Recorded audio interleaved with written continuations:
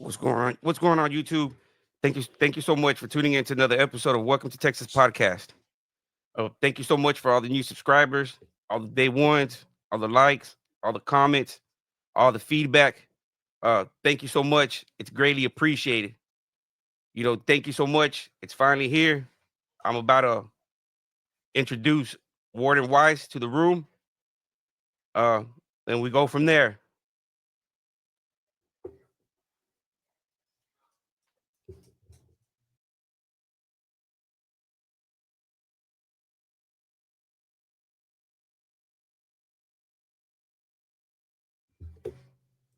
Gosh.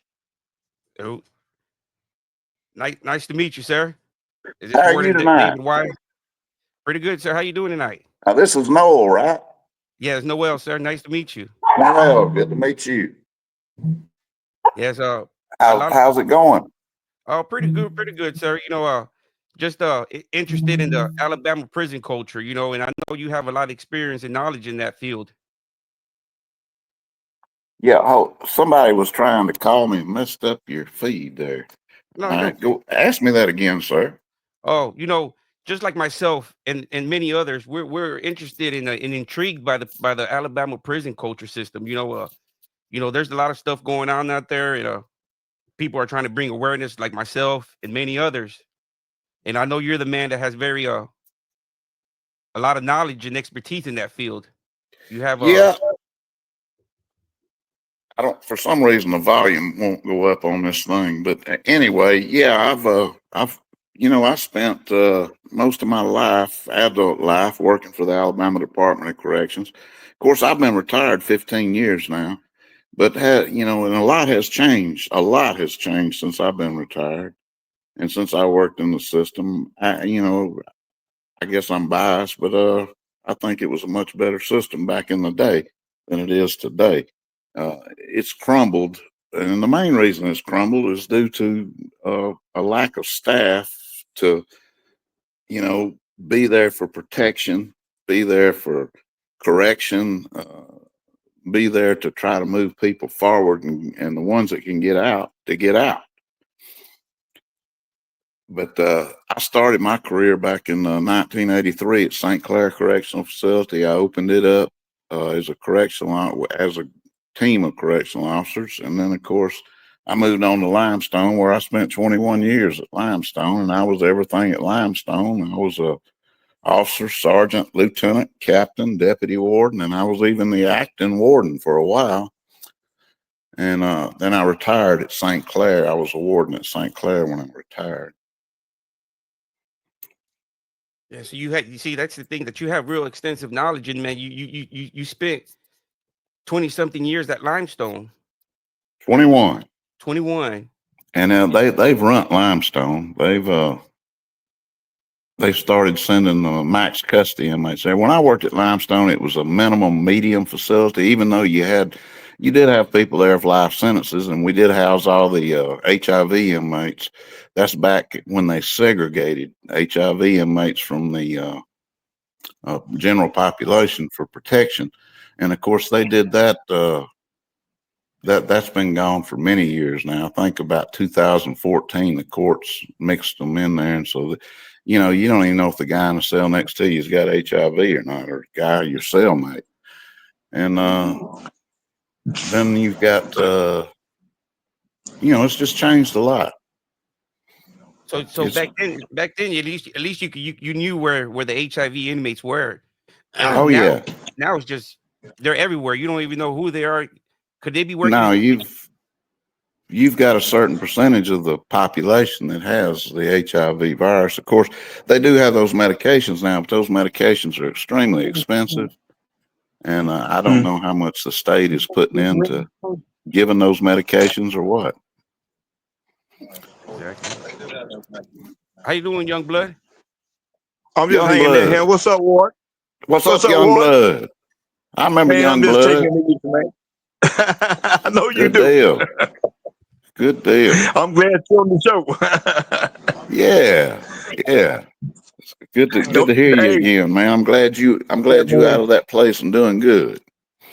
Oh yeah, man, I'm doing pretty good, Warden. And I'm hanging on in there. I'm just glad to get somebody up on the show, that's gonna represent and tell it like it is.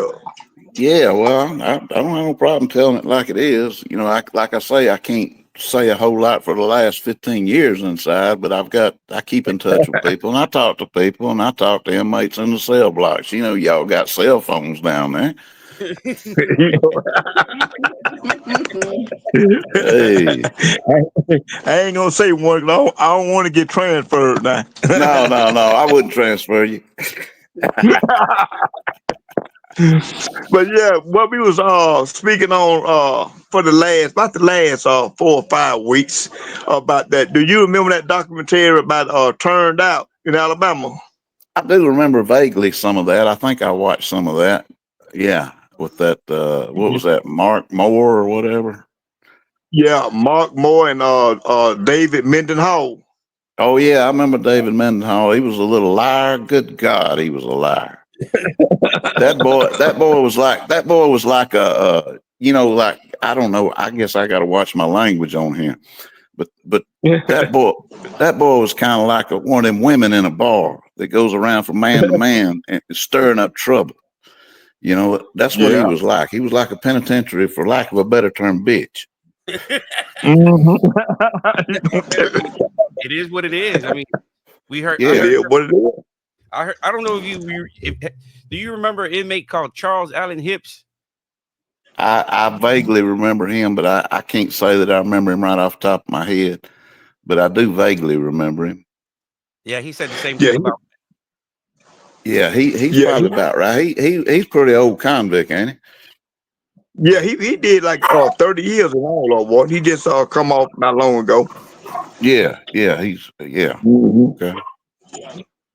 But Yeah, he said the same thing about Yeah, old Mendenhall. That he was running from man to man, steering up the stuff, and that's why. oh yeah, that's what he done, man. He loved to stir up the mess, and then he wasn't. Hell, he'd get his ass whooped. He'd get thrown around like a dadgum New Orleans street whore. Yeah, man. Because Hips verified that. I mean, Hips said that that's why he went to lockup, because old Mendenhall came and told him, Mark was doing this with the locker and doing that with the locker, and Oh yeah, that was one of his games. He did that. He come to that office crying to me all the time. I remember back when I was a lieutenant captain. He come to my office crying to me all the time about something. And I got to where, he was like, oh, redheaded boy. He was like my redheaded stepchild. you don't want to. And that son of a bitch would snitch. He would snitch. Good God, he'd snitch. And then half of what he snitched wasn't the truth. Well, most of it wasn't. So he had some truth to it.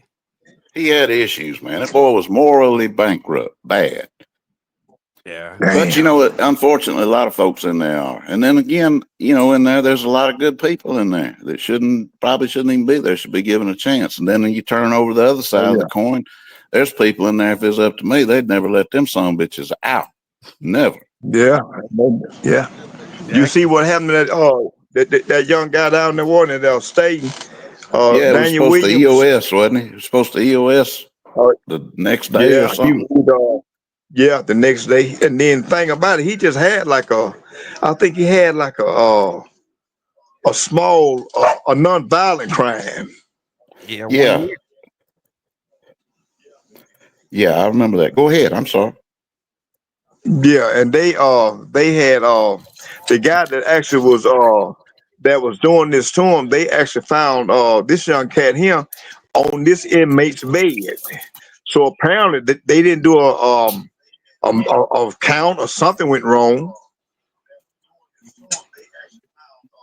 What, they didn't account for him or what? Yeah, they didn't. This guy here was like hog tied. He was extorted to Yeah. several different inmates, and the guy that was extorting him was the guy that had multiple disciplinary actions against him for like sodomy, assault, just over and over again. And like Yeah. Noel asked me the other day, he said, if you get caught with one of them prison shank, do you get free word time? I told him, well, it depends on who writes you up and who you know, and you know how that goes. Oh yeah. It depends on if I wants to pick it up and investigate it and all that. Uh, Then it depends on the DA. Sometimes the DA don't want to prosecute a guy that's got life without parole, which makes sense to me. yeah, Oh, because you just wasting the court money, for real. Yeah, oh yeah. Yeah. Hell, they do that all the time in But this what you country. think about? But what you think about that documentary? Was any truth to that, Warden, with Mark Moore? Uh, it's been a while since I looked at it, to be honest with you, young blood, but it's I remember, from what I remember, some of it was truthful and some of it was bullshit. Yeah. Okay. That's the way I saw it. What we were yeah, because we had been going on it, about was David Mendenhall, was he actually, was he a willing participant or was he one that was coerced into that bull crap, Nah, well, there's times he probably was coerced in it because of the way he carried himself and behaved himself in that cell block, stirring up all that crap other times. But like I say, he was like that woman in that damn, a woman that likes to go out here and just stir up stuff between men and get them to fighting over and all that crap. That's the kind of Yeah, dude he was. yeah, He was a yeah. bona Because fide him, sissy, and he tried to yeah, play that undercover stuff like he wasn't a sissy, but hell, everybody knew it. oh, yeah, you're right. Everybody, the convicts knew it for sure, but the staff, he'd Oh yeah, play on their emotions. He'd try to manipulate the staff, and he'd get to some of them. Hell, that's happens to all of us that work in a prison. But oh, he even had some officers bringing him dope and everything else. He was oh yeah. slick. He was slick. Mm-hmm. who was that? But Was that it's David? Was that's that where the system fails. So when you're talking about like that young dude at State, that's where the system fails. With the classification system and as many facilities as we got in the state, some of the facilities should be designed for lower level offenders instead of, through the years. And they used to do that years ago when I first started, Yeah. but then through the years they got to where they just mixed everybody together. And, it's like they run Limestone. They sent them St. Clair and Donaldson convicts up there, and they Mm-hmm. made it violent and dangerous as hell. And it's just that the biggest part of the system, though, like I'm telling you, there's not enough correction officers. Now, at least they've got a commissioner down there now. Of course, all commissioners are politicians, but they got a commissioner down there now that will try. And I mean, he's put some effort into trying to break down some of this corruption among the staff. And he got the pay up, so maybe some people will go there, and the classes have gotten bigger because I mean, you can make pretty good money in corrections now.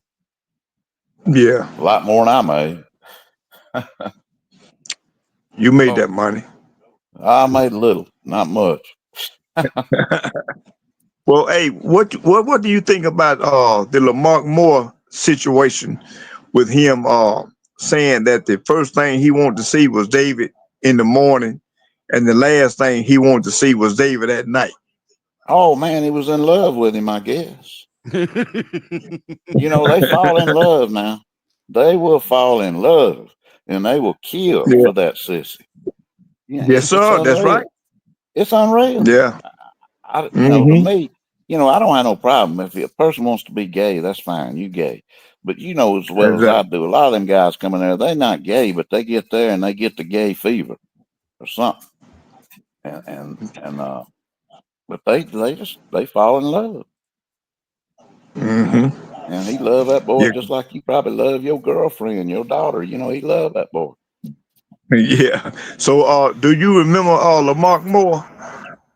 I vaguely remember him, but yeah, I remember him. From that video, I remembered his face. Yeah. Yeah.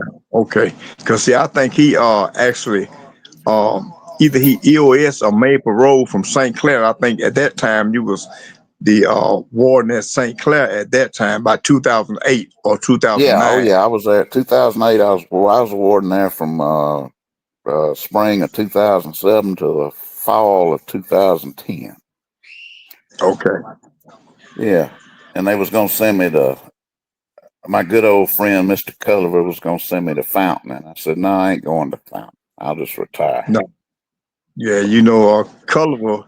I hate to say it, but he was with that old bull crap. You know exactly what I'm talking about. Oh, hell, I think Culliver liked some of them sissies. I don't know. You better believe it. Ain't no doubt how he took up for him.